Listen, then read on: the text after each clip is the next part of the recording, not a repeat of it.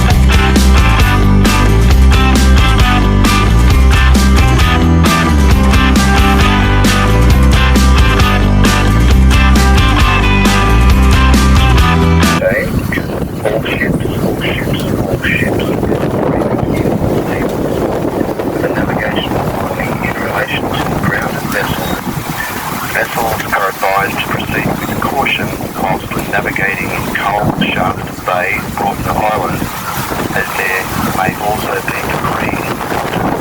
This is Marine Rescue Port Stephens out. There's Kim at the helm. 50 degrees, we're on. Leaving lovely Port Stephens. Doing about 7 knots.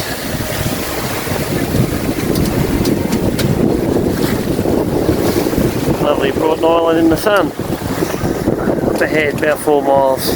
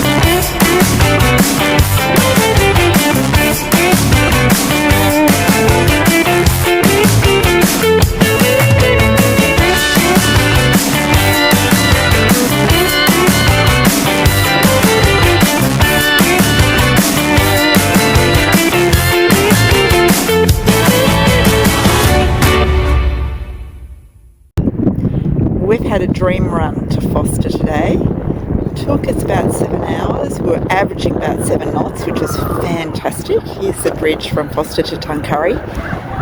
Best thing of all, we won the lotto and we got a mooring in Forster. So there's only 2 here, and we were fortunate enough to score one, which is really, really a blessing because the tide rips through here because the Wallace Lake is up there and there's a lot of water movement. So being on anchor can be a bit tricky, even though there's a boat over there just below the wind generator that has been there for about a month in the floods. It's been on anchor. I don't know how it's done it.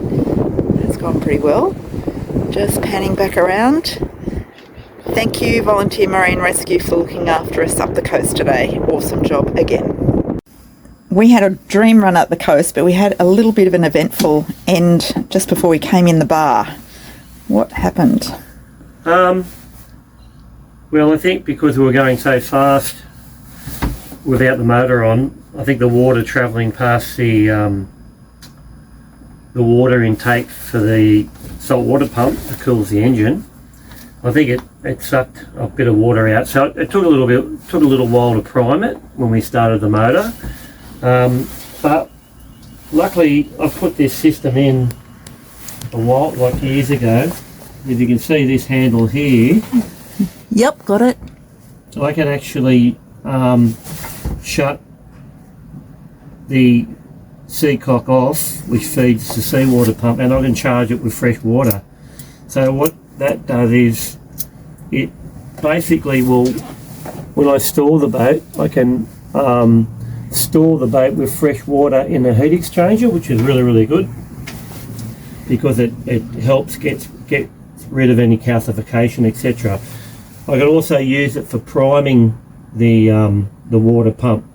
If this particular situation happens, which I did, and it worked fine after I primed it, but I think it would have primed itself after a while. The other thing you should do periodically is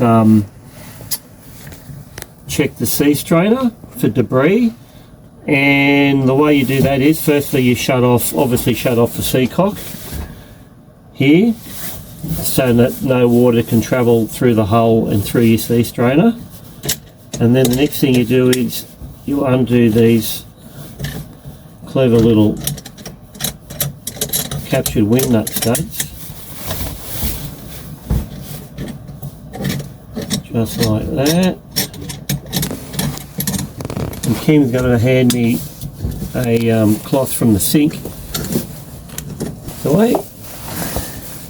Okay, so I've undone the captured wing nut studs from the seacock.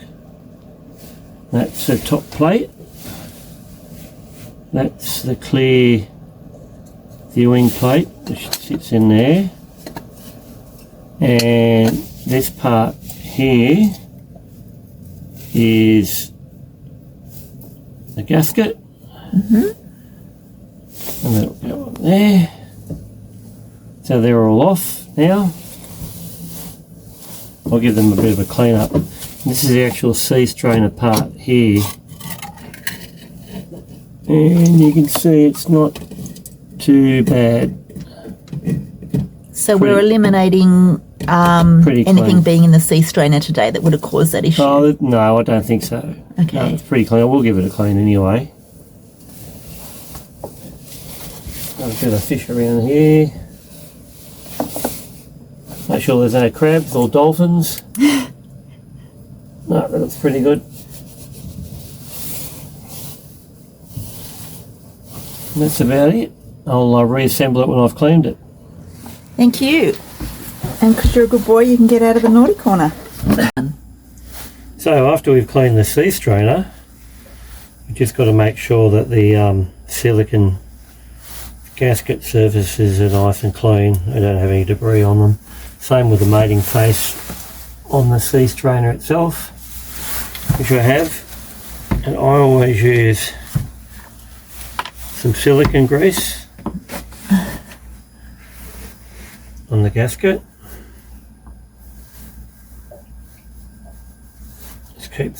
protects the gasket and helps seal the surfaces.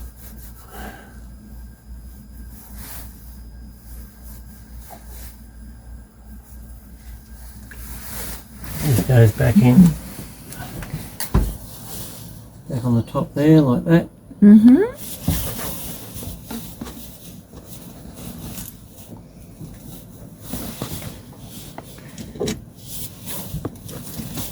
And the viewing glass.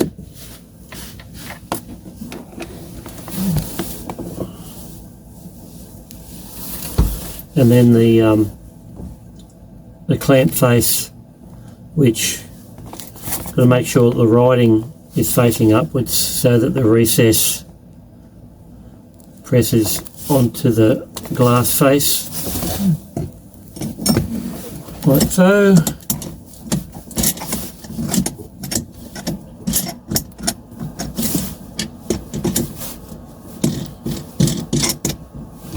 Now you don't have to go overboard with tightening these up. Just firmly is good enough, and that's it. And then once you're underway, check for leaks. Too easy. Too easy.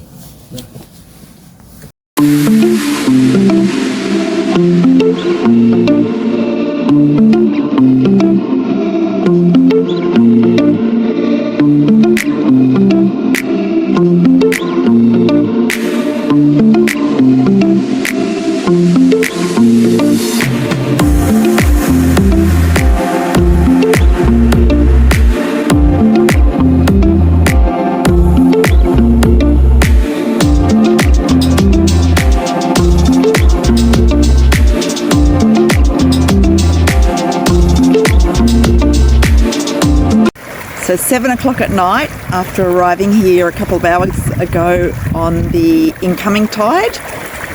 Now we are right in the middle of the incoming tide. What flow rate do you think that is? 5 knots. 5 knots? Mm-hmm. Look at that. We are so grateful that we're on a mooring and not on anchor. Yeah, it's a new mooring post the floods that were only here 3 or 4 weeks ago. So we are super grateful that there was a vacant mooring, because we wouldn't want to be trying to hold on anchor in this flow rate. So this is all flowing from the ocean back into Wallace Lakes behind us.